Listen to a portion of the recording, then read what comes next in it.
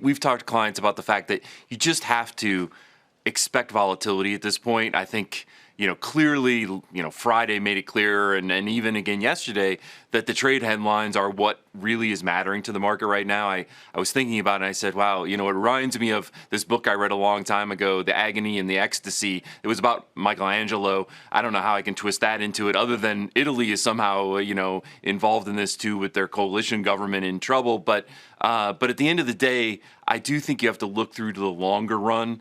We are going to continue to have, and I think, I don't know how long it'll take to get through the volatility, but to leave completely out of equities, that really comes to making two good decisions. That's really hard to do in terms of that decision to get back in. I think you get yourself to a place where you can make it through the short-term bumps that we may have, because long-term, I still would say the opportunities are greater in stocks. You just have to look as far as the fact that the dividend yield on the S&P is higher than the 10-year. Historically, that's been good. It doesn't work right away necessarily, but at least since the financial crisis, that's been a good signal that things have gotten cheap enough that some money starts going there.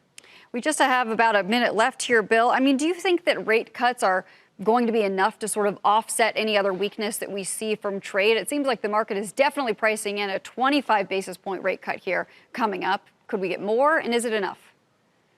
Yeah, I think yes to the 25 basis points at least. I think depending on how the data comes out, you might get 50 in September. Our base case is 25, but I think you're going to get probably another two cuts, add up to a total of another 75 basis points. I think that's what the yield curve is telling you. Mm-hmm. Is it enough? Well, I think clearly the central bank's trying to offset the trade drag. It may not completely be able to, but I do think it'll be a help, and that's why you're seeing central banks across the globe really cutting. I still think it's going to keep the U.S. out of recession here, at least for the next year anyway.